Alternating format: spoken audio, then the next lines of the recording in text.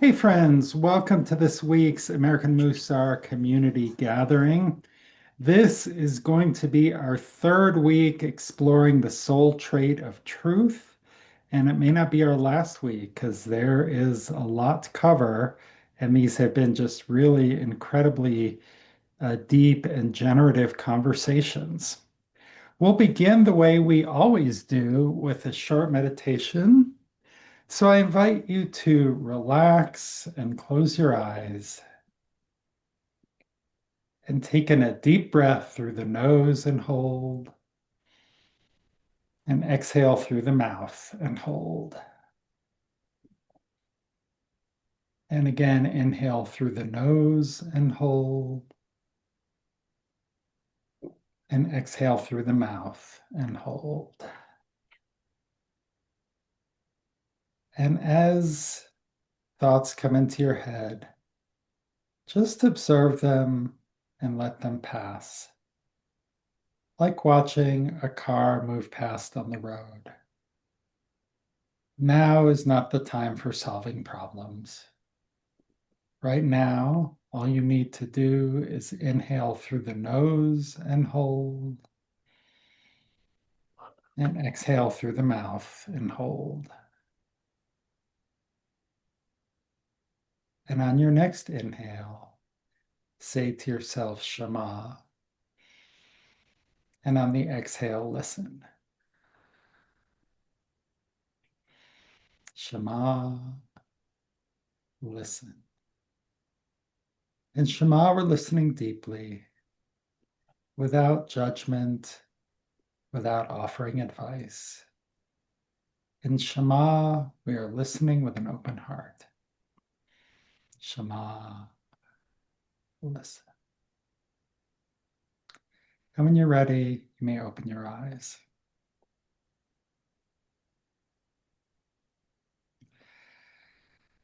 Okay, well, here we are exploring the truth once again.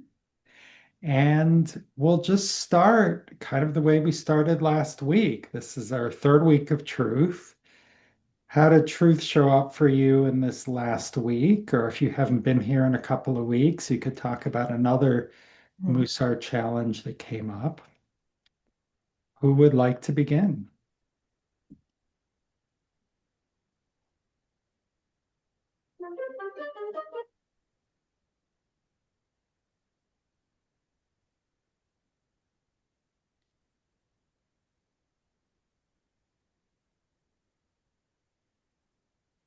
Yes, Beth. Well, it came up in kind of a positive, negative way. I didn't tell the truth when my friend was telling me about some interactions she'd had on the internet and complaining how people weren't respecting her opinion. And she's a very close friend of mine, and we have worked some Musar together. Um, and she can be kind of determined in asserting her opinion. Uh, Even when people don't seem willing to accept it. They heard her, they're just not changing their minds. And I didn't say anything about that aspect of it. I talked to her about letting it go and maybe practicing some silence uh, and forgiveness. But I did think about things that I could have said, should have said, might have said, but I carefully did not because there wasn't a truth in love. Mm. Thank you, Beth. Yeah, that's a really important aspect. I'm glad you brought that in. Other people, hey Harry, hey Barbara. We've been talking about truth for a couple of weeks, and we're kind of doing our check-in here.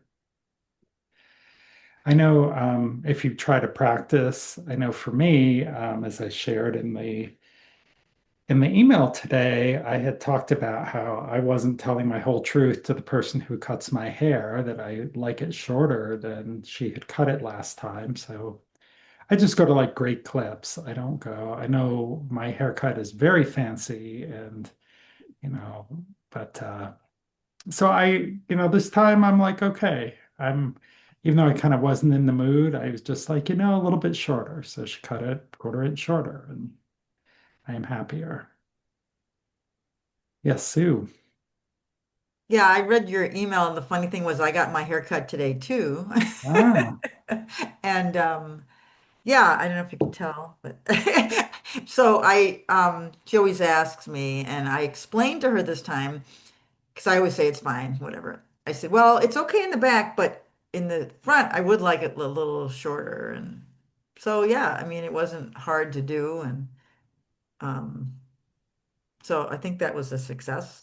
mhm, But it was following the discussion that we had, I think. mhm.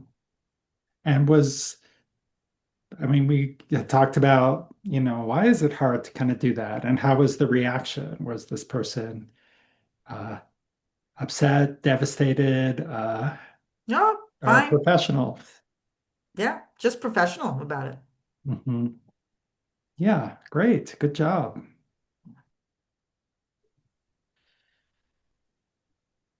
Liam. Um, I had an opportunity in the past week to practice the respecting of someone else's truth and trying to see things from their point of view. I'm involved in a bunch of different groups, and in one of them, whenever it's my turn to talk, as we go around in a circle, I constantly am cut off by one person. Drives me absolutely bananas. Mm, And normally, I would talk over and sort of reclaim the fact that it's my turn. mhm, Um, and this past week, the same person did the same thing 3 different times. And instead of talking over or trying to point out that what she was suggesting is exactly what I was talking about and had been working on for weeks already, I mm, just took a deep breath, recentered myself, felt my feet on the floor, and just accepted that for whatever reason that's unknown to me, this is who this person is, and it's her truth, and that can be all right too. And I honestly found after the meeting that I felt more vitalized and mhm. sorry, the words just escaped my mind. But it was a good thing, is the point. Yeah. But I was glad that I had that chance to practice it and just accept that I don't have to win. I don't have to Mm. Mm, point out what my truth is. And hey, you interrupted me to say what I'm saying. mm. That I was just able to go, okay, hey, that's their thing, and it can be their thing, and it was a better experience for it. So Thank you so much for sharing that, Liam. And it is, I gave a facilitated a Mussar experience last weekend for a bunch of beginners, and I was just really trying to explain to them how these really small actions can have very big impacts. And it sounds like the shift you made, you just felt better after the meeting than maybe you had in similar situations. yeah, certainly my normal would have been to be simmering and fuming about it for a couple of hours afterward, and Hmm. just giving myself the grace to let it go was just, it was a very transformational moment for me. Hmm. Wow, thank you so much for sharing that with us.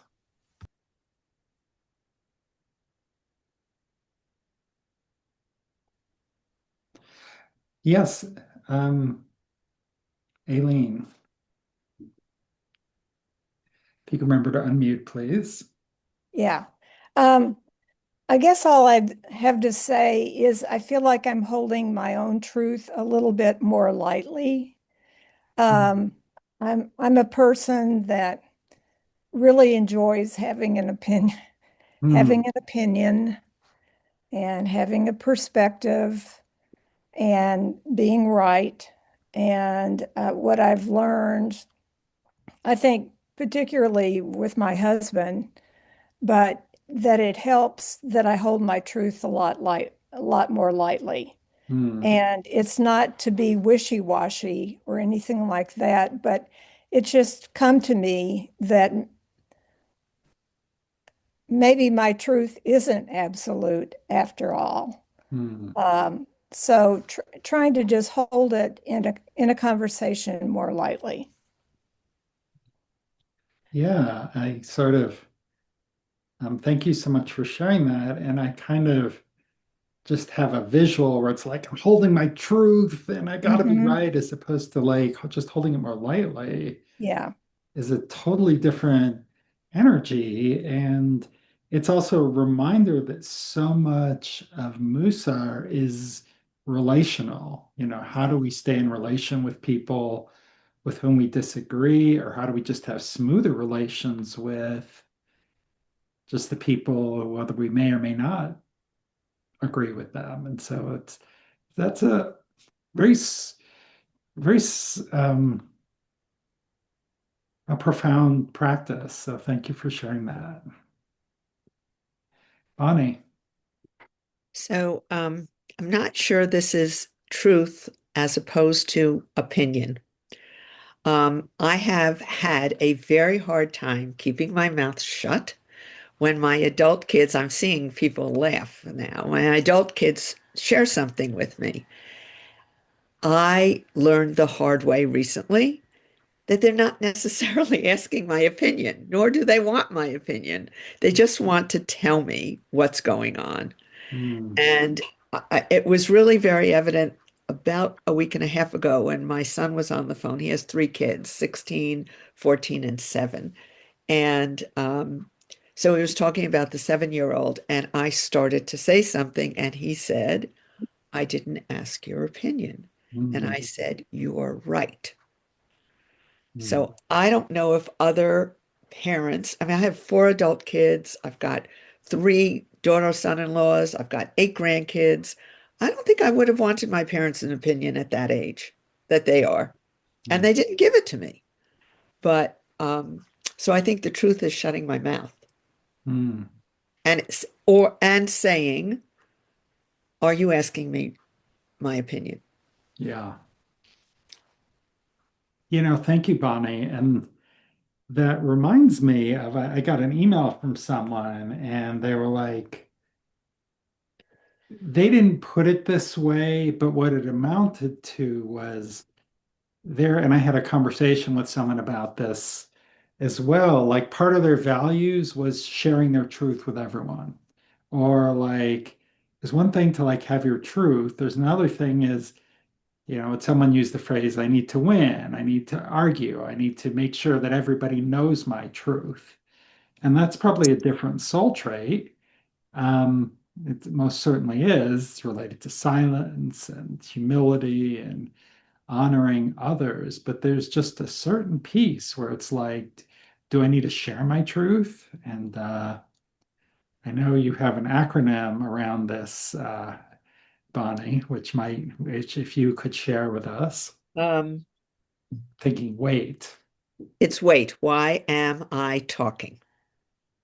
yeah, And I need to write it on the inside of my hand and on my forehead.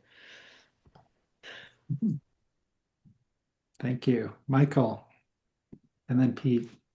This isn't so much about anything that happened to me recently, but listening to this conversation is making me think that for me, it's important to share my truth when it's about me. Hmm. But if it's my truth about somebody else, then I really do want to keep my mouth shut. And so for me, that's one way those are both ways I cannot practice truth, but they really do point me in opposite directions depending on what the conversation's about or who the conversation is about, I guess. Yeah. Yeah, I had a circumstance where someone I know was working for someone who I had worked with at one point, and I did not have a good experience with them, but I did not say anything because they did not ask my opinion. It wasn't like they were making a decision whether or not to enter into this. And I've heard through the grapevine it hasn't gone great. And I do wonder, maybe I should have said something, or maybe I should have warned them, but It's a tricky thing. Like that's a whole other, like when do we share our truth? When do we speak or not? Anyway, I know Pete has been waiting very patiently here. Now, I was just going to say that this falls under my category for unsolicited advice. Hmm. Unsolicited advice is never appreciated. Yeah, So, especially with regard to kids, if they haven't asked for my unsolicited advice, I tend not to want to give it. yeah. That's we have our breakout group discussion is related to this issue a little bit as well. So make sure we leave plenty of time for that. Sue. That reminded me of something. So I remember my mom would always send me articles, and that, right? And so I decided with my daughter, who's 33, I would start sending her articles, Mhm. like of interest, like she's having these migraines. So I found this great article about how she can stop her migraines, just informational things. And Yeah. so I remembered that she said to me once, she said, Mom, stop sending me articles, which is interesting, right? And then just recently, I was going through my cupboards, cleaning things out, and I found a cookbook from my mom. Okay, my mom is now not is alive, and she's 99, and I find this cookbook. And there's a note that she wrote to me in the cookbook from before Sarah was born, so 34 years ago, about how this is a cookbook that you could use, maybe not right now, but later on, because it's got some really good, quick recipes. And I never, never used the cookbook, but I'm thinking now, and it's got this precious note with my mom's handwriting, and Hmm. and she makes a note, another note of somebody that she knew that wrote the book, and so it's sort of interesting when you're talking about Hmm. unsolicited advice. And I guess with I'm just supporting what you're saying, Bonnie, that when you're a kid, you don't take this, but now I think this is a gem from my mom, and Hmm. I'm gonna, maybe even try some of the recipes. Mhm. So it's perspective too. All right. Well, let's take this a little bit deeper now.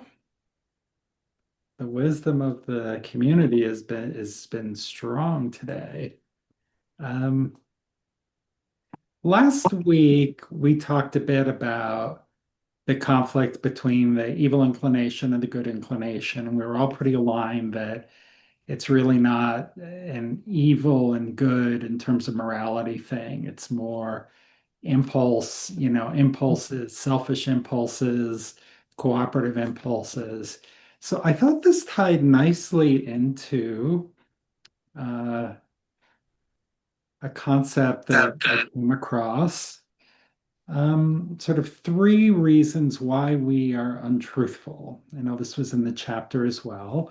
Would someone like to unmute and read these three bullets?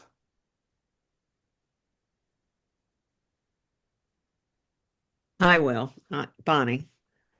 Thank you. Why we are untruthful.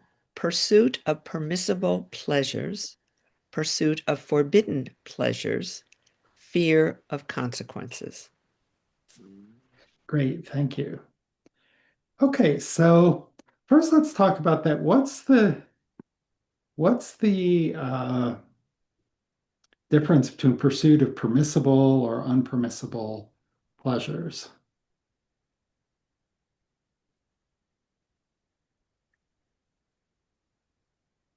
Yeah, Beth.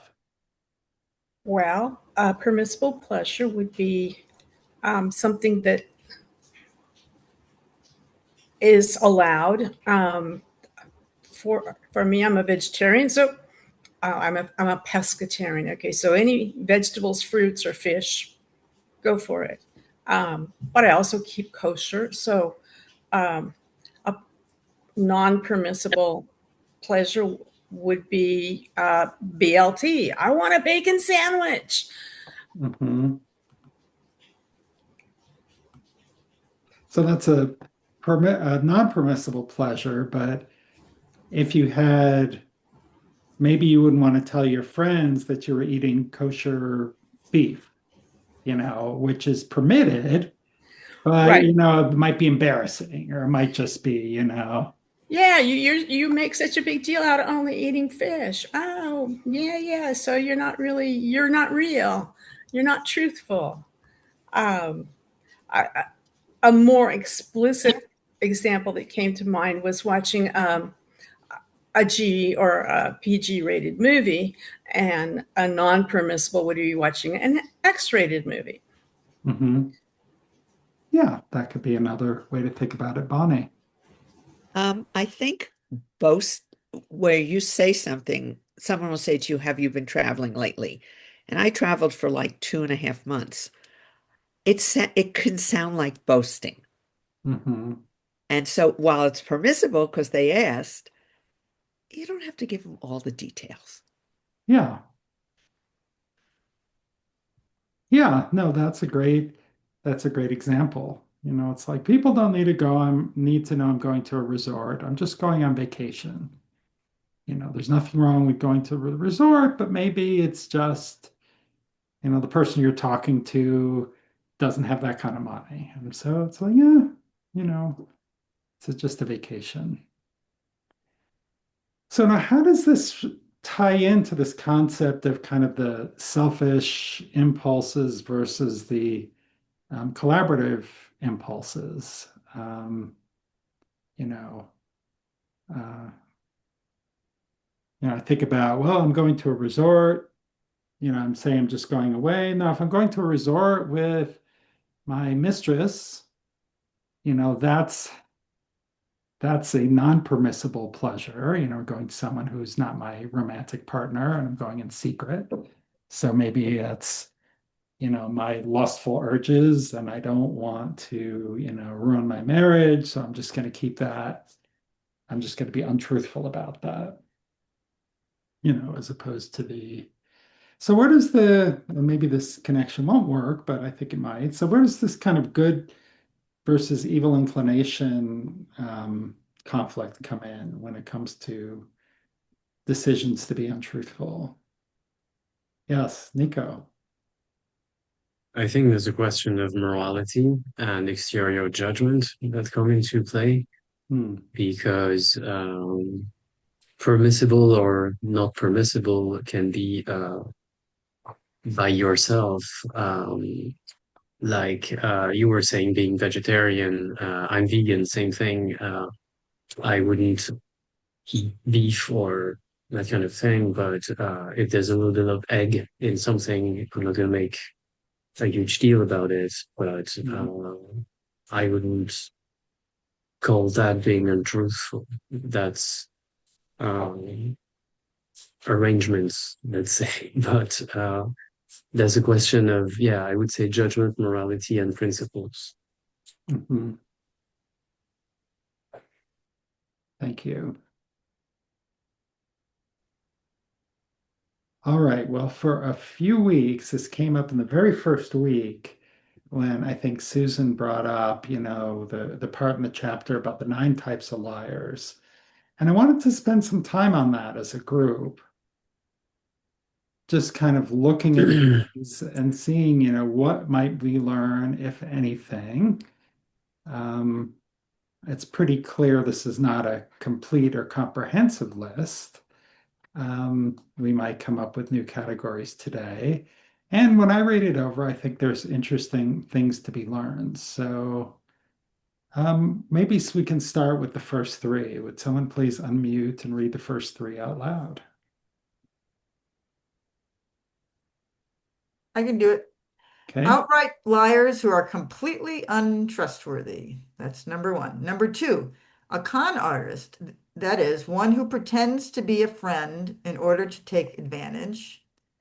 3, people who use deception and misleading arguments to keep good things for themselves.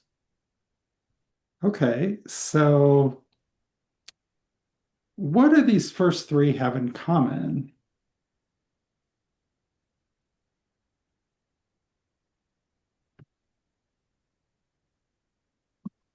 They're all selfish.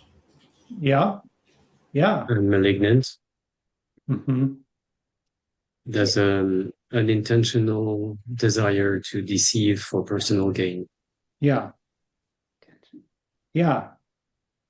And there's a lot of harm that can come to other people too from all of these, kind of to complement what you're saying. Okay, let's look at the next three. Maybe someone else to unmute and read. I'll get it. Thank you. Storytellers who embellish or outright lie to create a good story because they love doing it. The type of person who makes a commitment with no intention of keeping it, and someone who intends to keep the commitments but breaks them. Yeah. Any kind of thoughts about these three? I don't think they're as tightly aligned as the first three, but how are maybe these different from each other or different from the first group? I don't think of storytellers as liars. So I Okay. don't understand number four. I mean, Okay. if they're telling the story to gain something, in a dishonest way, but are people who write fiction, outright liars? Yeah, I wouldn't. Yeah. I mean, maybe they're passing it off as the truth. Well, Um, okay. I mean, I don't think that's what a writer does necessarily.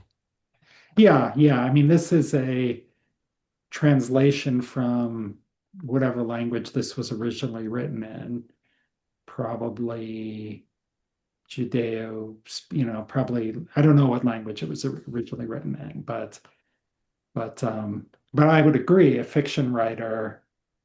I mean, all of these aren't necessarily bad too. So we could say, okay, yeah, technically a storyteller's a liar, but so what? They're telling a story. But I think of like a friend, someone I used to work with who always had some story about something. And the reason why, like quite literally, the reason why he claimed that the reason why we got this sale to a company in Iceland was the CIA was involved due to his, and I'm just really dubious that he had connections in the CIA and got them to help.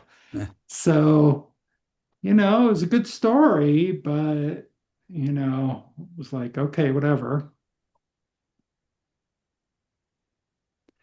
I guess if the story misleads for some purpose, Hmm. that makes it more of a lie.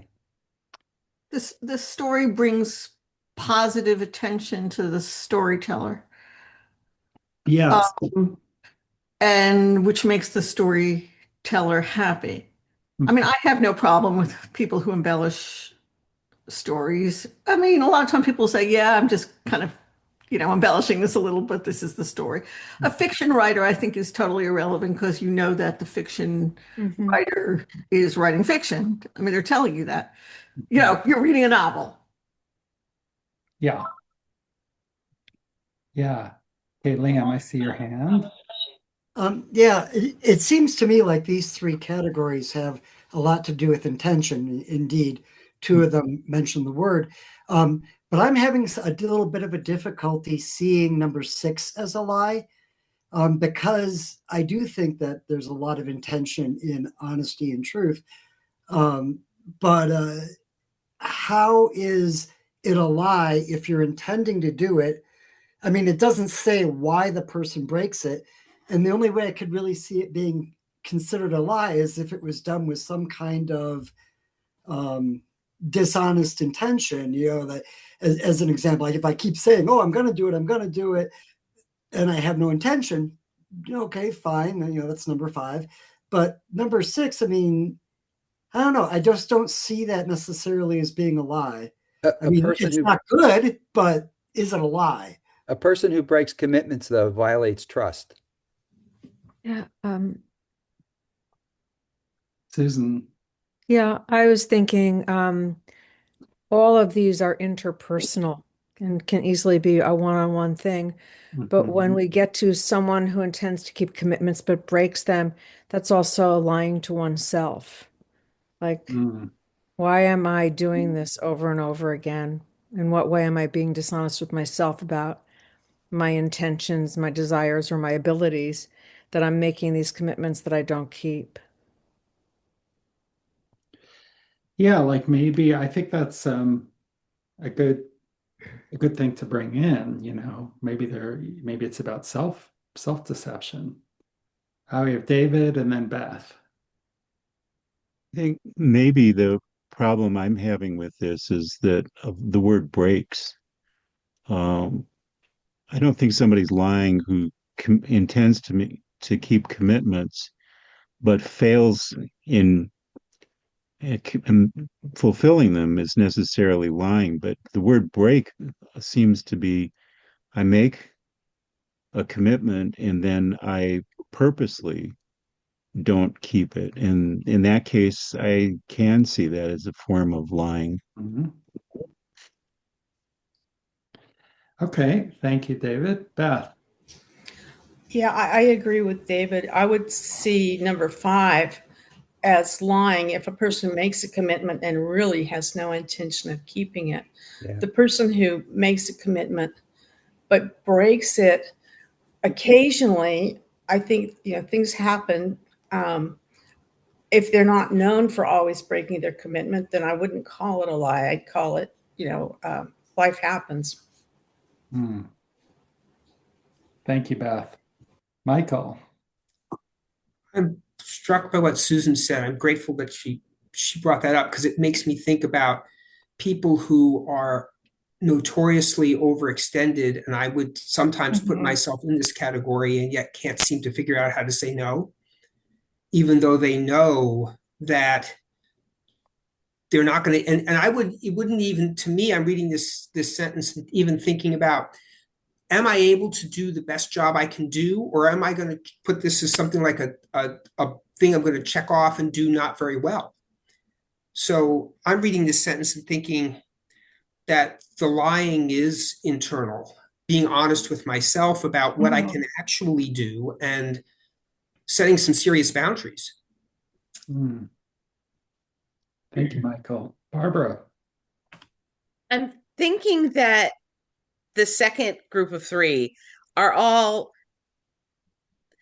the individual who's doing any of those things is trying to make themselves look better. That they somehow want to get others to look at them in a positive way, like whether you're making the commitment even though you know you're not going to keep it, or making the commitment and breaking it later. At the moment that you're making that commitment, everybody's going, oh great, thank you for doing this. And so you Mhm. get that positive feeling. And the same thing if you're taking a story that's kind of boring and zhuzhing it up a little bit, it's going to make you look better. But I don't think there is the same level of doing harm that the first 3 Yeah, seem to indicate. yeah, for sure. And this is, his categorization of different types, and there's some disagreement over, I think everyone would agree that like number 6 is different type. There's some disagreement over whether that's actually the definition of lying we would be comfortable with. Mhm. I think about one of the you know principles about Judaism is we're a religion of deed, not creed. It really doesn't matter what your intention is, what your beliefs are you keeping kosher or not? Are you lighting the Shabbat candles or not? Are you giving to charity or not? And so part of me looks at this and says, well, if the outcome is always that the commitments are broken, that's like you said something which you didn't follow through on. I cancel half my lunch appointments because I get overbooked. And it's like, well, maybe I should start making fewer lunch appointments. Or maybe it's like, I'm going to do my Oh, best to make this lunch, but there's a chance that a client might call or I might get an emergency. So um, I think for me, it fills the brief of making me think and think about my own behavior. And is there a piece of this that I might be doing? Aileen. This is probably just reinforcing what others have said. To me, what makes 6 significant is the word commitments, not commitment.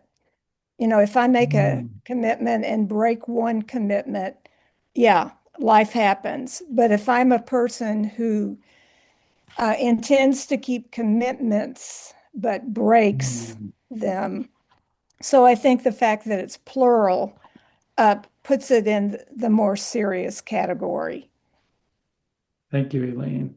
Yeah. Let's read the last 3 and talk about these a bit, and then we'll go to breakout rooms.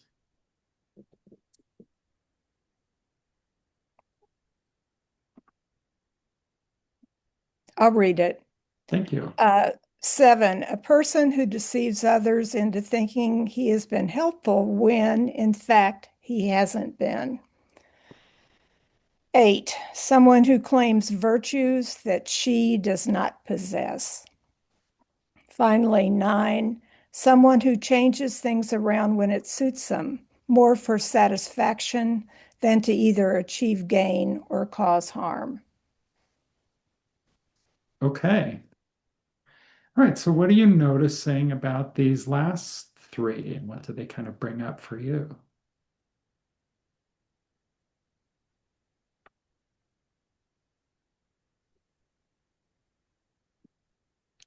Kind of like number 7, I think about like the credit stealer, you know, the one who doesn't give credit to other people or takes credit for things that they really didn't do. It's a little bit like 8 too, claiming a virtue you don't possess. Bonnie.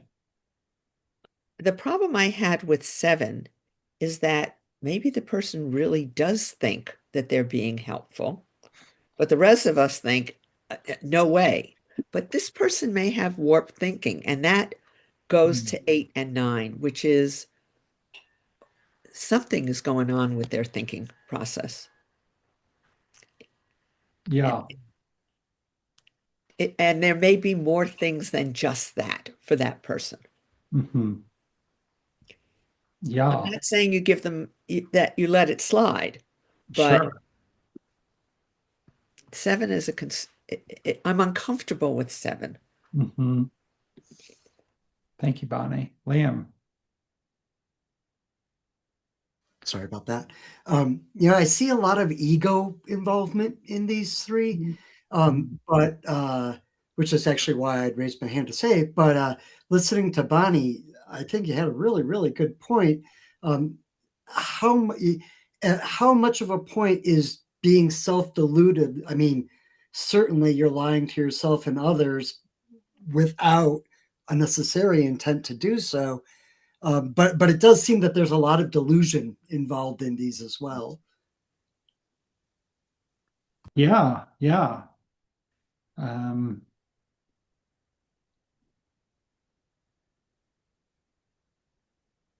Liam, I think that's really true. I think the ego, and to me, it reminds me of people who try to increase their image to others based on maybe some fault or something that they're dealing with in their own life. But it seems like these types of liars are trying to make their image look better to other people.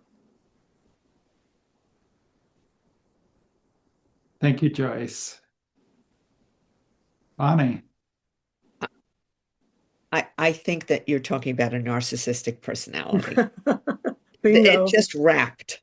And I think maybe everyone in this group knows of a person who's a narcissist and fits right into these 3 I categories. thought the same thing. And That word came to mind. flying away from that person. Absolutely. I don't want anything to do with them. Well, it's interesting you say that because, the mantra for this is be distant from falsehood. And that's exactly part of my thinking on this. It's like if someone is a narcissist, is untrustworthy, whatever, perpetual liar, I don't want any part of it. David. Well, I like Bonnie's observation about narcissism. The last one is the hardest one for me to understand. And the only thing that I can come up with is somebody, every time you start a conversation with them, it turns into a debate. Mm. And it's very hard to figure out what they really think or believe. All they really seem to want to do is be the winner. Hmm. So they can completely change their argument or Hmm. there's what they seem to believe in and just in order to win. That's a really interesting example because one of my wife's uncles, he says all these provocative things, and we think it's just to kind of get people going, but we actually don't know what he believes about stuff, you know. So let's leave this here because I do want to give us a few minutes to get to breakout rooms because it's a saying from Rabbi Ilya, who said in the name of Rabbi Elazar, son of Rabbi Shimon, just as it is a mitzvah for a person to say that which will be heeded, so is it a mitzvah for a person not to say that which will not be heeded. One should not rebuke those who will be unreceptive to their message. So, a couple questions. How does this apply to telling the truth to yourself? Is every voice in our head speaking the truth? Um, and also with other people, you know, with other things like with whether it's our kids, our cousin who votes differently than us. How do we kind of decide what to say and what not to say? All right, I am going to open the rooms. I'll paste these in the chat.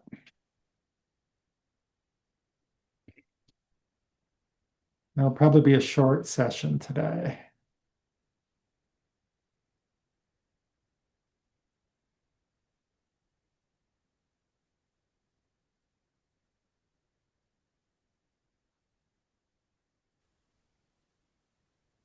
Chat. Hey everyone, welcome back. Okay, so I would love to hear about your breakout room experiences. Any interesting conversations, insights you had about yourself? Just please remember to keep any story your partner shared is confidential unless they choose to share it. So, Mm. who would like to go first?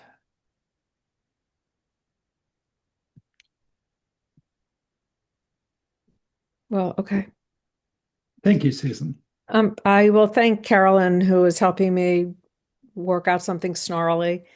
A category of lying that was not in that list is the lies that we tell to not hurt people, Mhm. which then applies to what is our responsibility for how other people react to what we say, because the word Mm. rebuke was in there, right? And so, Yes. talking about if I want to extricate myself from a group that I'm in, and I have all kinds of reasons for doing that. How many of those do I hold back? What do I actually say?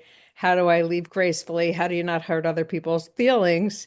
Deborah's laughing because Deborah's my chavruta in another area, and so she's heard me talk about this before. Um, anyway, so what do I hold back? What do I actually say if I want to do that? What do we say? Because when I think about things like if I were going to say to somebody, I went to a spa for 2 weeks, I could say, well, I don't want to say that to not make them jealous, but I'm also worried about what the fallout will be on me, what will come back at me Mm. for talking about my privilege. And I'm trying to balance that all out, when we think we're protecting other people by not completely telling the truth, what does that mean? Mm. What's really going on? Thank you, Susan. And thank you, Deborah, for joining us today. Okay. Other, I was just going to say thank you. I'm happy to be here. great. Yes, Pete. Yeah, I think with regard to that, speaking the truth with kindness is important. So if you're going to tell somebody the truth and you think that it has some potential for causing them hurt, then you've got to find a way to tell that truth with kindness. That's right. That Or will be, practice silence, I guess. yeah, that'll be part of our fourth discussion. Um, is how do we do that? How do we tell the truth with kindness? Yes, Sue and then Deborah. So, piggybacking on that, I talked about the two when I write the true statement, kindness, but also is it necessary? And that's the hard part to figure out whether it's necessary to tell the truth.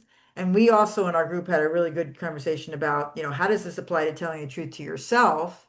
And we all kind of agreed that that we're our worst critics, that we Mm, don't tell the truth, that we could be very kind to somebody else, but not kind to ourselves. And we're mm, very hard on ourselves. And why is that? Why are we harder on ourselves than we are on other people? And I think Michael mentioned that earlier about lying to yourself. And so, in the context of saying things, putting ourselves down, that's a challenge as well. We talked about that, which I think is kind of really wonderful to start thinking about. Like, be kinder to ourselves.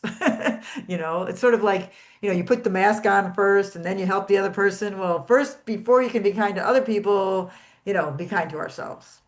thank you, Sue. Okay, we're in a little bit of speed round here, but we have time for Deborah and for Nico. I think I saw your hand, Nico. So, um, what I was going to say, I find it very hard to tell the truth with kindness, and I always have this. That's number one, and also we're supposed to rebuke with love, and I think rebuking with love is very difficult. But sometimes, and I was just taking another course because I'm busy taking courses, and we were talking about growing old.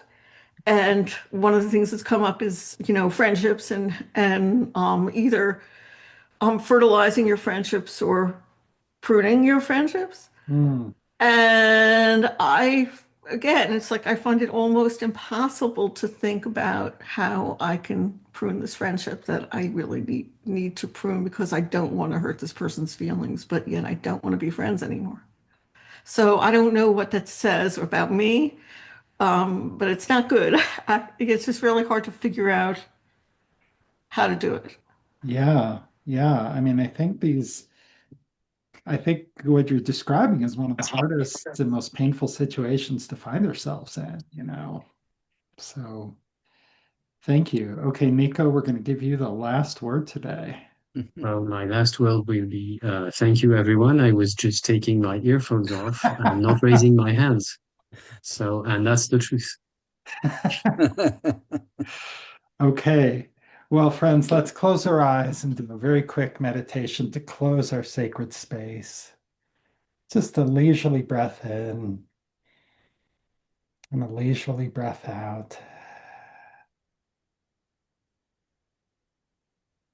And let's just try to tap into the truth of community, whether we're spread out thousands of miles apart, but there is a true connection between people in this space.